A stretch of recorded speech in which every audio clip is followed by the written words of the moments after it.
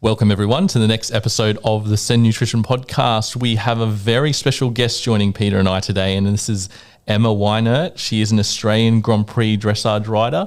She has over 30 years competitive riding experience. She was 12 years based with the 5-time Olympian Steffen and Shannon in America.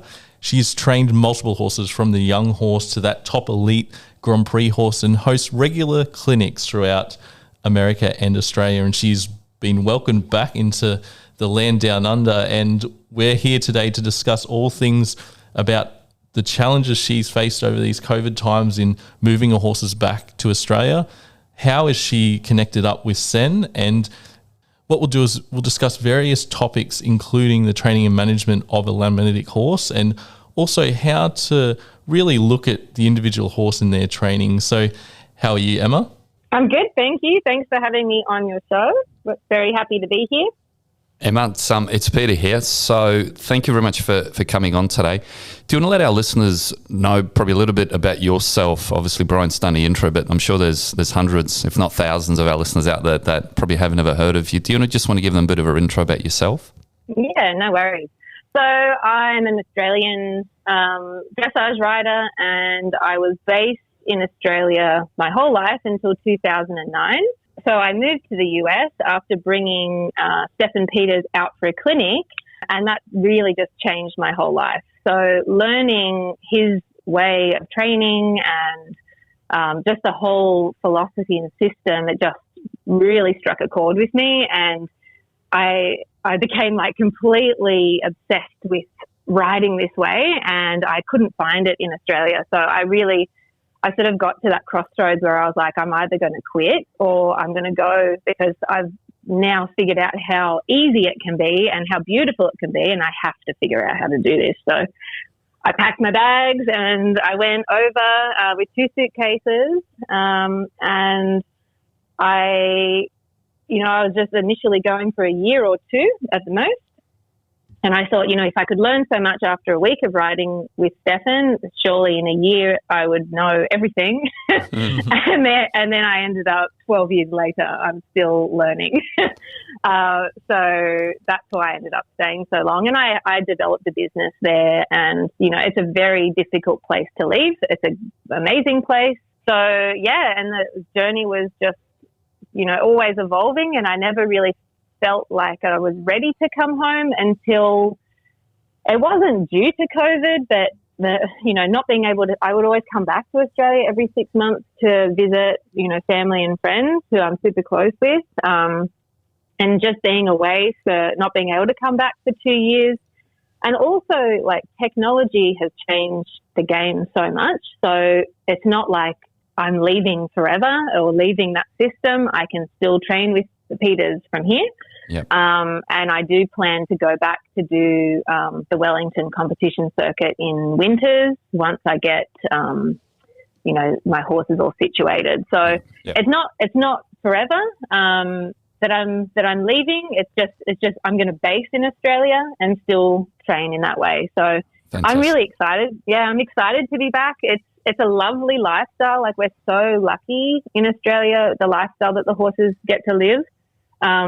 My horses were in stalls 24/7. They had turnout for maybe, 30 or 40 minutes a day in dirt sort of turnout. So here we have the best of both worlds, that we can train with the top riders that are here or online. And we can also have the horses living how horses should live. It's funny, your story is a little bit similar to ours as well. Obviously, when we sort of first started the business, we were looking at consulting different nutritionists in Australia. We just couldn't find that sort of elite nutritionist. And like yourself, we had to reach out to the United States. And obviously, we did find the right one, which obviously she helped us develop the product. So I think our story is a little bit similar in that way as well. Yeah, no. And the world is very large, but it's also very small. Like, we can look outside of Australia and utilize all the experience from, everyone globally. So it's perfect. So I can just imagine, obviously, you've packed your bags, you go, all right, I'm coming back home. You obviously you would have had to bring your horse or horses with you. So you arrive in Australia, obviously you go, wow, okay, I've got to start again. You would have been on different feeds, different supplements in America to obviously to what you are now since you've come back. So just maybe explain to our listeners sort of the process of packing up, moving here, and then sort of almost starting from scratch again 12 years later. Yeah, honestly, I wasn't prepared for how difficult that was. I knew it was going to be difficult, but it really was a challenge for both me mentally and the horses, mentally and physically. You know, we were there for so long. So I brought three horses home with me. Sorry, my two, both Grand Prix horses. You know, one's retired, the other one is still going. And then I had a horse that's owned by a Swedish company that, she's a future sales horse, and she came back with me too. So, you know, it's a big effort trying to get all the horses back, especially with COVID and lockdowns. And we just found the right window for us to get home, myself and my husband, and not have the horses stuck here without me. But anyway, the horses travelled well. They arrived, and then, you know, they were so stressed. They'd lost a lot of condition because they were on the road actually for 7 weeks. So that was super stressful for me because I'm very much in control of every aspect of those horses. And one in particular, Zidane, my Grand Prix horse, he's very difficult to manage. So he's, he's a metabolic horse. He's very protein sensitive. He's allergic to lucerne. He's had mild laminitis 3 times because of that. So he can't eat a super high protein diet. And he breaks out in huge hives. So he was the one I was really expecting would not make it. Wow. But trying to manage that. And as soon as he got here, I needed to get him on the right type of diet. So finding you guys was, I just sort of stumbled upon it, and I felt like I hit the jackpot because.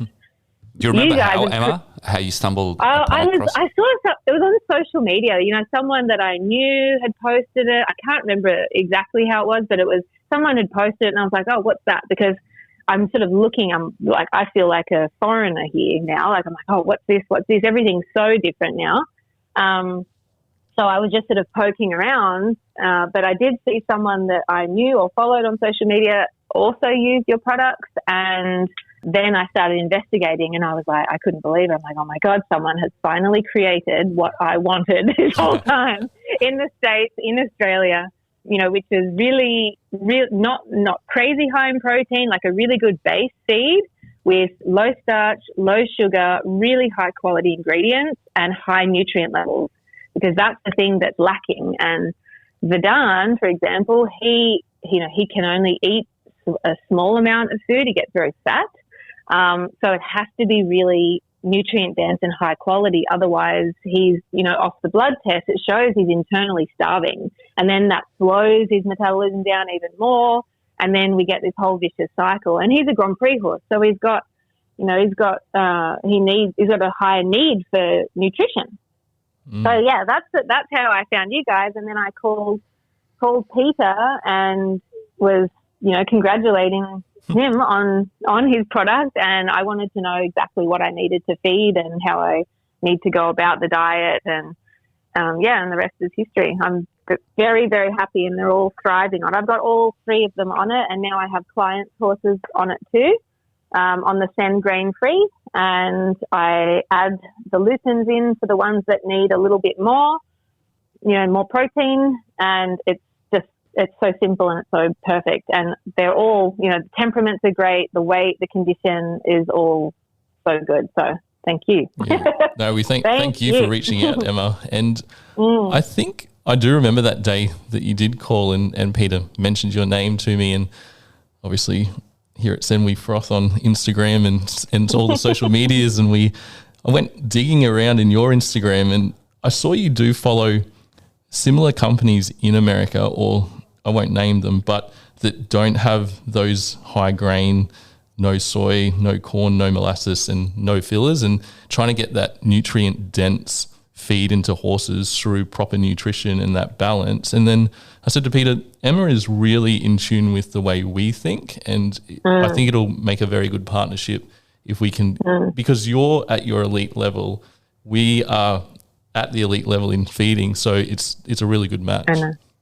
I know. I was like, oh, someone is on the same page, and it's so hard to find that, and not having all these inflammatory ingredients, which is the thing that, like, instantly I'm just looking at ingredients lists and going, I just can't feed that. You know, we're doing everything that we can to have anti-inflammatory. We're having to inject joints and dealing with, you know, muscle issues, and it's just so important in these athletes to not feed against everything else we're trying to create. You know, we already create so much inflammation with the work, and yeah, I'm so stoked to find the ingredients without, you know, a ton of canola and corn and all the rest of it, that I'm just like, oh, we can't do that.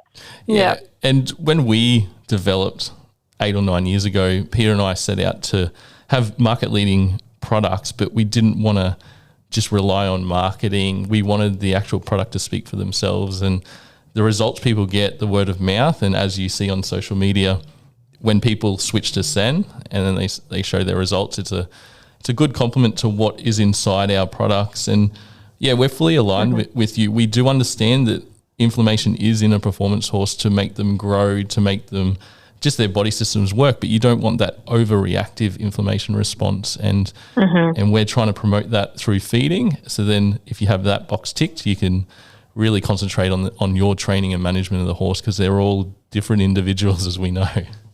Yeah, 100%. 100% agree with that, for sure.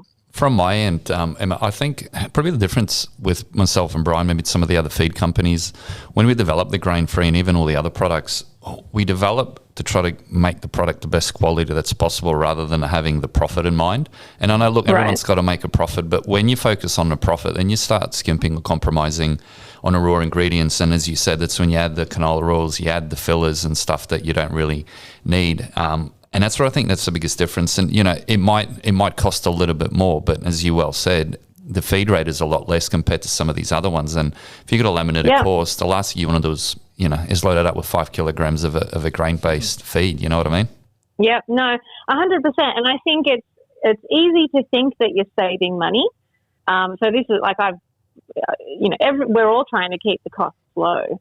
But if you look at the actual nutrient analysis of other feed companies, then you start to look at, I need to add, like vitamin E, for example. Now I have to add vitamin E in because the levels are so low in the other feeds.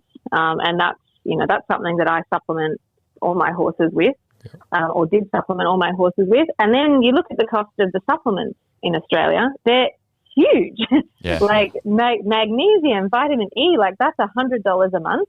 Magnesium is like, 150, something like that. And so then when you have to start adding in all of these things to help support the horse, in its work, it's a little bit false. You start to, it ends up being more expensive plus the veterinary costs.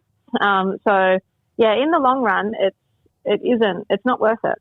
I think you're one of the few people that we've had on a podcast actually that reads the ingredients. And I remember when we had the first phone conversation, you said, I can't believe your vitamin E is that, so-and-so, you go, like, it's just unheard of. So when you were in America and obviously with our products, did you have a company that had similar products in America as well? Or are we sort of like just on another level?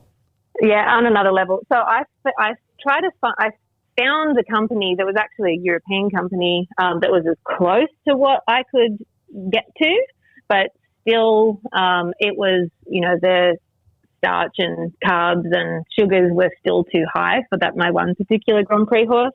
So it was a constant battle with him, like a constant battle trying to keep him conditioned. And, it was expensive. I had to supplement with a supplement that was, probably $300 a month, and trying to get him to eat it is another thing, so no, I didn't find exactly what I wanted there, at all. And I would say the US, when I first went there, like low starch was 13% or something like that. Like it's still like nowhere near as low as you guys at 1.5, and they're starting to understand it, but they're not quite there yet, you know. And here, when I came back, we're still very old-fashioned in our feeding. Like, I feel like it hasn't really changed since I was young, with the mill run and the molasses-based feeds and all the rest of it. So you guys really are, in my opinion, leading the way of the future of feeding, because it's just like, I think the education is not really there. I think you don't really get the education unless you've had a really difficult horse. That's also a very good horse. You know, I wouldn't have learned all of this either until I had that horse that was just, I had to learn all of it. He would have died and he wouldn't have performed at that level. So, there was not something like the CEN Grand Prix on the market in the States, for sure. I got as close as I could get, which was not close enough, but, you know, did the job. You had to manage it, basically, the situation that you're in.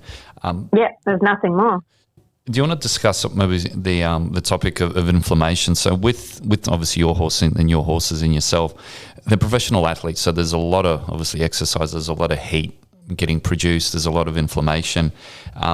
Obviously, if a horse is prone to laminitis as well, we have to try to keep that inflammation at bay. And, you know, you can reach out for pharmaceuticals and what so forth. But do you want to maybe just sort of go into briefly what sort of work you might do with your FEI horse and how it sort of relates to inflammation as well? So I think it's really about knowing your horse as an individual, and they're all very different. So managing him with his feet, I would have to really be careful, like with three things really: the farrier and the cycle. So after he gets shod, he doesn't get worked. He never gets worked after it directly that day, and the day after he doesn't get worked either. Just so that I don't add to that inflammation of the feet. If I did, it would set him back and he wouldn't be able to work for a week. On top of that, I would also, you know, I would back off the feed a little bit when he's getting done, and also when he's not working. So if we're not working them super hard, they don't need as much fuel. So that's how I would manage that as well. Also, you know, the workload that you do, I try and do as little as I can, but still being able to train the muscles and build the strength. So I'm not one so I'll keep competitions to a minimum. I'm riding 4 days a week. And I'm not going for an hour a day. I'm giving lots of breaks so that I can try and like keep it to an absolute minimum while still training the horse. But another horse, you know, that has problems in the muscles, that's going to be a totally different approach. So I think really understanding your horse thoroughly, and I work with the vets a lot, and I would say a lot more than what is customary here. So, you know, my horses are getting flexed every 3 months. I'm working with blood work, and just really understanding the body at all times of the year. Knowing in autumn, the cortisol level rises, so I also have to be very careful with the feed around that time and the workload. So, you know, really it's like a real holistic approach to each horse, and getting that information with the vets is just vital. And then having that whole team with the farriers, the nutrition, all of it comes together to manage to squeeze every little last drop that we can out of that horse. Yeah, we 100% agree with you there, Emma. It's that whole round approach. But when we talk to a lot of people that have these metabolic horses, yes, there is some vet management there where they're trying to make the horse in a more comfortable state. But to get to that root cause is what we're all about. And as you mentioned, nutrition plays a big part of this, knowing the triggers for your horse, particularly your one with Lucen. And I think, just really deep diving your horse. You almost have to be a scientist with your horse and really know the formula, what they tick and what reaction they have and how they respond to their work and when to back off their feed. And it's just a breath of fresh air. And I think this comes through education. And as you said before, and it really hit home to me because I talked to many trainers in many industries, a good horse can overcome a poor diet. So if you feed Usain Bolt McDonald's and you feed me the best diet, he's going to still beat me in a running race. But it's for me competing with my abilities. If you feed me the best diet, I'm going to get that extra 5 to 10% that's required to beat that competition. And that's with all horses because they're all individuals and they all have different abilities. 100%. And it's just every single horse that we have, we need to figure out how to make it perform to the very best of its ability, and everything matters, and it's not like, it's not good enough. It's amazing what you can do with maybe an average horse. It's amazing how much you can alter it. Like, if you take control of the whole program, you can transform the horses into things that you just never would have believed that horse can do. Yeah.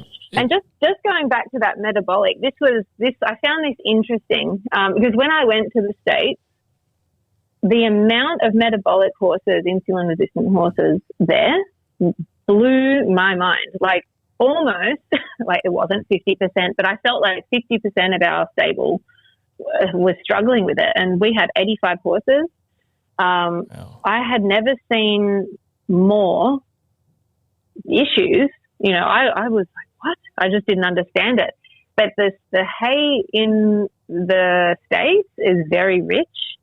So I was feeding, also I'm just saying this so that everyone's aware of what hay they're feeding as well, because that plays a big part. I just couldn't get on top of the Dun's feet and inflammation, and just the whole thing was so difficult.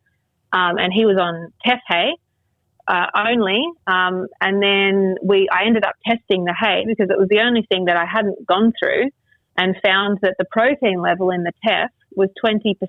Wow. Jeez. Which is higher than lucerne, and on a protein sensitive horse. So, I think, and this is coming from a very good European vet that I worked with. They said that they've seen so much of that, of the metabolic insulin resistant horses there, because the hay is too high quality. Like, it's kind of like the American thing, right? Everything is bigger and better and more, and you can feed less and achieve more. And the insulin levels of the horse is just spiking, falling all day long. And yeah, so anyway, I just thought that was interesting. So here in Australia, I find that I can feed a much higher volume of hay, free choice hay, like not low quality, but just not super rich. I don't feed lucerne, and I just give them as much as they want for, ulcers and how they're meant to live. Stress, like if you're restricting horses, that's stressful to their body. And then that is inflammatory in itself. So, yeah, anyway, I just thought that was an interesting side note to think about. Yeah, it's pretty fascinating, those profiles of the different hays around the world. And as you touched on, at those levels, if a horse is ingesting 7 kgs of hay a day, that's over 1,400 milligrams, which is really on the upper limit of a working horse that needs to really work on it. But on the other hand, you've got that pressure in the kidneys to excrete the excess protein, and it's just a big flow-on effect as what you've seen in some of your horses that are protein sensitive. And what we really try and educate everyone is when they call us, they kind of unload and say, I'm feeding all these supplements, all these hard feeds. And then Peter and I are like, okay, just take a step back. How much roughage you're feeding? Because as you just touched on, it's that digestible and indigestible fiber, that motility or that flow of roughage through that system that does reduce the incidence of ulcers. It helps lower the risk of colic, and is just really great metabolically for the horse in its temperament and its gut health. So yeah, you're absolutely spot on, Emma. Yeah, no, it's super important. And that is a big thing that we do in Australia, is not, in my opinion, is not feed enough roughage to the horses. Like, I had a horse come in for training the other day, and I asked what the diet is, and it was two biscuits of lucerne a day and a giant one hard feed a day, huge, full of oil and whatnot. And yeah, I was like, I can't believe that it's not colicking. Yeah. Yeah. Risk, yeah. I'd like to add to Emma, because we get obviously, over a month we'll pick to sort of at least 100 people, possibly, if not more. And the common denominator is, what do you feed? 5 kilograms of this product, 4 litres of chaff and 1 biscuit of hay. You nailed it at the very beginning. I think the pandemic in Australia is that people aren't feeding enough roughage/hay, and they're feeding way too much protein. Look, you've probably got one of the few horses in Australia that's actually allergic to lucerne, but that's a godsend in my opinion. Obviously protein's very easy to get, even up to a performance horse. That's very easy to get just through hay and a 1 kilogram of a hard feed. So it's so easy to hit the maximum protein a horse needs in full-time work. Yet people are, going in and giving it unlimited sort of, premium lucerne as its roughage source. And I don't know whether they don't know that lucerne's a legume. It's not actually a grassy hay. So it's like a baked bean for horse. And I'll give this example. Imagine you eating baked beans for breakfast every single day and then going out and, riding your horse for an hour every day. You're going to feel like crap. So we're about the education side in terms of get grassy hay. If you don't have pasture, try to get, go back to nature. Horses evolved around that sort of pasture/grassy hay. Don't get given them baked beans every morning just because someone's told you that they need X amount of protein. So I think where you're coming from in terms of the education process for your clients too is the most important part is the roughage, because that's what they consume the most. And look, your horse might eat 6, 7, 8 kilograms of the hay that you're giving, and that's a lot more than what he's eating at the grain-free. Yeah, exactly. So I think that's a point that I'd like to make. And with the lucerne, I almost say treat lucerne as a snack, sort of as a treat if you wanted to give it, unless you're, you're really deprived in terms of hard feed. So there's a market there for lucerne, but I just think over the years, I don't know whether the hay merchants have sort of got into people's heads and just said, look, feed lucerne, it's great. And look, horses love the taste of it. Maybe that's another reason why they feed it as well. Yeah, and then once they've had that much lucerne, because that's what I hear a lot, well, my horse won't eat the pasture hay. But if they've had lucerne for so long and then all of a sudden you give them pasture hay, of course they're going to turn their nose up at it. But they do get used to it in the end.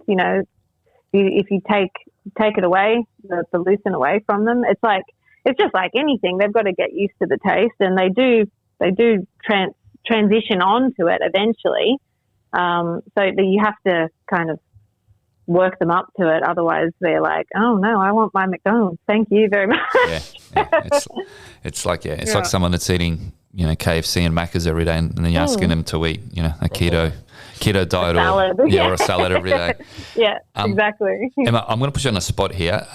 Off the top of your head, say for any of our amateur riders that might be listening that aren't obviously at the elite level, are there any tips that you could give any of our sort of listeners out there that might just take some information, obviously from yourself, who's a very experienced rider that's ridden internationally? What sort of knowledge/information can you share with any of our listeners? I think it's not really a piece of like information, but I would say a big piece of advice that I would like to see more of here would be I think we're very lacking in education and receiving education. So I think that holds us back. I think if you can find a coach that really is on board in your progression, they don't have to be the best coach, the best rider, getting the best high scores, all of that sort of stuff. Find someone who's really invested in you and your whole program. I really like the people that are in my program. I really like to manage the whole system. So I'm looking at the feet, I'm looking at the angles, I want to work with the farriers, I'm looking at all the nutrition and the vets and the whole thing, because like I said before, it all does matter. It's not just sort of turning up for a 45-minute lesson and then that's it, because the progression is just so slow. So that would be the biggest thing that I would like to see. Don't buy we don't need 50,000 saddle pads and all this gear and then sort of only go for one lesson a month type of thing. So I think that would be my biggest piece of advice, and involving your coach, whoever it is, in your horse's whole program and your whole program. It's not just the practical, it's the theory and the management of the horse and the athlete in a really holistic sort of approach. I think that would be my biggest piece of advice. that I'd like to see more of here that really can just transform it all. It really just pushes you along. I'm a big believer in sort of surrounding yourself with people that are a lot more, maybe not intelligent, but a lot more smarter than you in your chosen sort of field and goal. And what I mean by that is, it's just, as an example with yourself, you want to find the best farrier, you want to find the best vet, you want to find the best sort of, nutrition company to help with your goal, obviously with performance and everything like that. So am I correct in terms of what you just explained about those sort of younger amateur riders getting themselves surrounded about people that obviously that they can learn from, which then naturally it'll improve their horse, their knowledge, their ability and what so forth? 100%. And that was like a really big thing. I would say at least 50% of, like, for me, when I went over to the Peters, being surrounded, such a big stable, and being surrounded by, I was one of 10 trainers at the stable under Steffen, all Grand Prix riders, and the amount of information exchanged there was just, amazing. And that, we all learned from each other so much, and it's just so important, just heading up. We're very isolated in Australia, so I think if you can, become, in a little group or, with your coach, and you can sort of surround yourself around more people like that, it's just so beneficial. It just kind of, it gets embedded into you almost, without you even knowing it. It rubs off on you. So that, totally agree with that, 100%. Would you say, Emma, with the younger rider or the younger amateur rider, is it all about sort of some self-reflectance in terms of where you want to be with your horse, the way you want to train? So say with you, you're the more empathetic way, you want to train in that style, and then you match up with a horse coach or trainers and just surround yourself with those like-minded people to bring you up into that level? Yeah, definitely. Yeah, you've got to surround, I'm a huge believer in that, in surrounding yourself with people that bring you higher, take you to a higher level. Because like I just mentioned before, it does rub off on you, and that's good and bad, so 100%, finding a coach that you love how they ride, you want to ride that way. It fits with your beliefs and how you want to develop yourself, and then you just sink your teeth into that and pick their brain, ask so many questions about everything. There's no silly question. Don't hide from anything. Don't pretend I should know that. That's a big one. I should know that at this point. So I don't want to ask that question, because then they're going to think less of me. My coach is going to think less of me. But your coach knows, you're not hiding anything. So ask the questions. Ask as many questions as you can. And that just, it pushes, it has a trickle-on effect for the whole country. The more we know, the better we get, and we all come up together.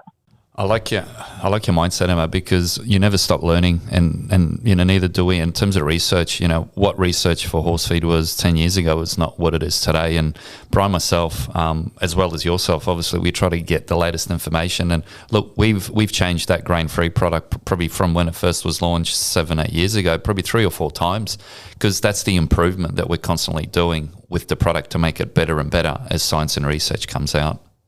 And I love that. Always refining everything that we do to be better when we know more. And that goes until, we retire, until the very end. It never stops. And that's the fun part. That's what makes it so exciting. So I love that. On a side note, Emma, we're about to launch our human range, and we've got the CEN collagen that's going to be coming up very shortly. I did send out a sample to you. Can you just give us some feedback on sort of how that went? Because I'm really curious to find out what sort of results. I think it was for your mum and dad, or your mum, I think. Yeah, dad. Yeah, no, it was mum. So first it was dad, and then it was mum and dad. So I don't know how we even got onto the topic of that.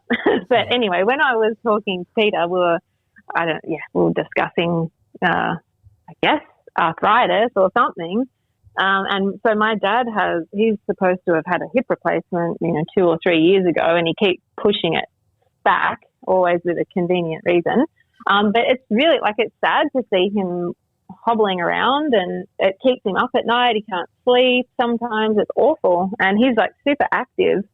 So, you know, I've been on at him trying to get it done for so long, but then he doesn't want to stop to get it done because he's, you know, too busy and blah, blah, blah. So anyway, he's tried a ton of different things, and he's tried collagen in the past. He's tried they've always got some supplement that they're excited to try, and then nothing really comes of it.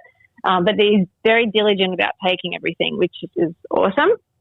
Anyway, for some reason we got onto the topic, and then you sent me a mystery collagen package. It was in a black bag and white powder, black bag, white powder. You're waiting for the police to rock up. Yeah. I said, don't ask questions, just take it. anyway, so he's on it, and I I'm very much, I'll try a lot of things, but I want results. And, you know, because marketing it's enticing, and we do get excited about it, but a lot of products don't deliver. Anyway, sure enough, I still don't know exactly what it is, but whatever it is, it works. It's crazy. Like, he's now sleeping. He's not limping at all anymore. I'm trying to think of the percentage rate. Like, I would say he would be at least 60% like improvement in his pain level, maybe even higher. He thinks that, what does he call it? I think he calls it steroids or something. It's like, I'm taking my steroids.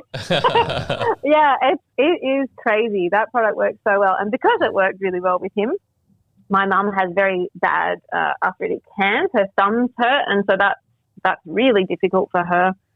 She paints, and, you know, she's always having to wear these little gloves and, you know, warming her hands and all the rest of it. And she went on it, and she's been like, it's been such a crazy result for her too. So then I'm like, okay, I need more stuff. How do I get this stuff now that we have them on it and it's working so well? You have to keep sending me the mystery bag. It's amazing. It's so good. And so the surgery is postponed. Yeah, wow. I was really pushing for him to get done this year. But now the surgery is postponed because he's getting around fine. He's sleeping at night. And, you know, I was trying to get mum to get some injections into her thumbs. I'm not sure if they can do PRP or something like that, but even the need for that is gone. So whatever it is that you've created, I'm very excited about it, the human range, because it works.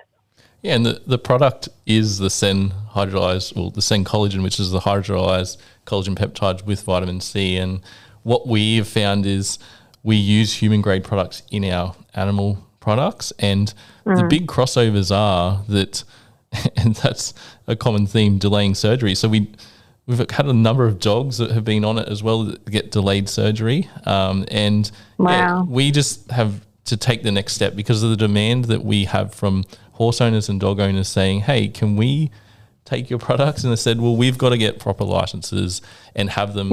Just develop. Sorry, Emma, I just threw him off. I was just going to say that the guy McLean got like 60% to 70% improvement because he needed hip surgery as well, and he's delayed it. Yeah, and no way. Yeah, so that's like the same. That's like around the same level. I need to ask Dad what he thinks the percentage is, because it's crazy. Yeah, the crossover is fantastic, and there is, and as I said, that demand. I think we've brought the release into March now.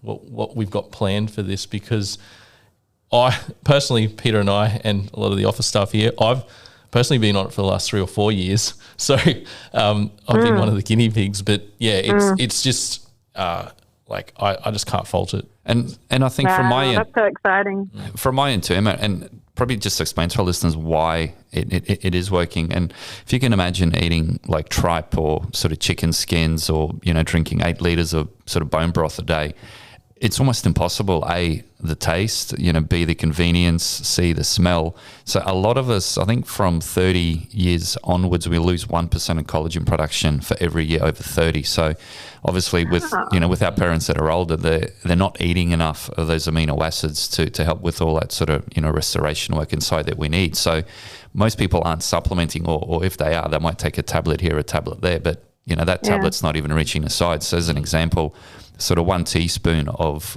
collagen, give it sort of 10, 15 grams, it could be the equivalent of 100 to 150 tablets. So you imagine swallowing 150 tablets every day of collagen. Yeah. Wow, that makes so much sense. Yeah, I totally get that. That makes a lot of sense. So next time around, I won't be sending you those black dodgy bags. It'll come in a nice bag now from March onwards. So. Oh, that's very exciting. Cool. Can't wait. That's fabulous. But thank you for the feedback. Just on a finish note, Emma, so you're touring Australia-wide. What's the best place for our listeners sort of to reach out to you if they're interested sort of in your services or if they sort of want to touch base with you?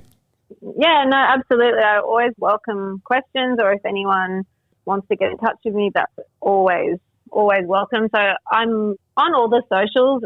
Instagram, it's Emma Weinert, Emma_Weinert. And then I have a business Facebook page, which is Emma Weinert Dressage. And my email's on there. So anyone's welcome to get in touch with me. That would be awesome. You just got a few followers. I know. It's so funny. Well, very impressive. I've been doing it for a while. So it was sort of before Instagram really took off, I guess. Yeah. I'm very grateful for them. Well, they're the best. I love them. Emma, hopefully that can double after this podcast. Yeah, right. I know. Well, Bryan will put the link to your socials and your website on the podcast link as well. Any sort of parting words that you like to leave our listeners with from today's podcast?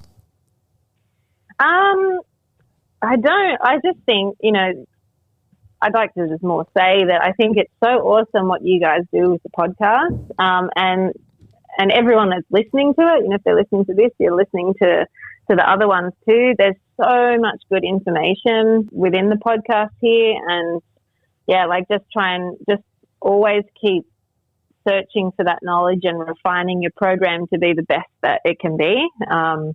And everyone will get better and progress and push on, which is motivating and inspiring, and it just has a trickle-on effect throughout the entire country. So thank you guys for putting that together for us, because there's so many episodes, there's so much information.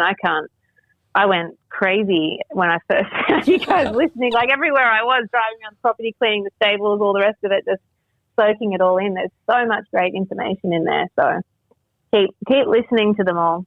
Thanks so much. Thanks so much, Emma, for your support. Yeah, we Peter and I are trying to get on the special guests, but also trying to provide that information and motivation for the horse owner, particularly in all-round management, not just nutrition, for the longevity of their horse's life in training, but then also their post-life after training. And what Peter and I do listen to other podcasts as well, and we use them as motivation for life and in many certain subjects that we're interested in, and they're quite easy. As you said, going for a long drive and just whack it on. And we've actually improved our sound quality too from back in the day. But we're trying to continually improve this and just make it half entertaining, but more motivational and educational for that listener. And we can both all grow as we research these topics and connect with like-minded people like yourself. Yeah, no, 100%. It's awesome. And you can do, like in the gym, you can just sort of get a little bit of information in wherever you are without taking more time out of your day. So it's brilliant. I love it. Awesome. Well, I think that pretty much sums it up. Bryan, any parting words you'd like for Emma in the podcast? We just wish you all the best this year and you transition back into Australia. with the new kind of conditions that we live in. And we look forward to working with you as well. Obviously, you'll be competing this year as well. So we've got a couple of new products in a pipeline as well, which I'd love to sort of send you samples off to get feedback off as well. So there's 2 or 3 that we're looking at releasing this year. I won't let the cat out of the bag just yet, but they are really awesome. Really cutting edge products. So we're very thankful, obviously, to be working with yourself, and I think personally you're a wealth of knowledge. You're like Bryan and myself, that you just want to learn and you want to sort of thrive off information to improve your horse, improve yourself. Yeah, no, totally. We're all on the same page, which is very, very fun, very cool.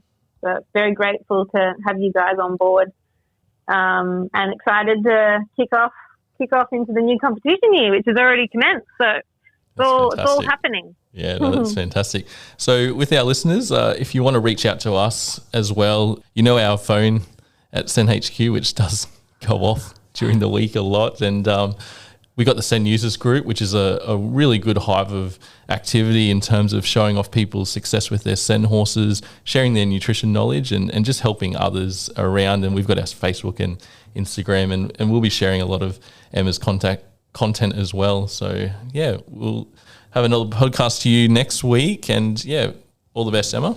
Awesome. Thanks.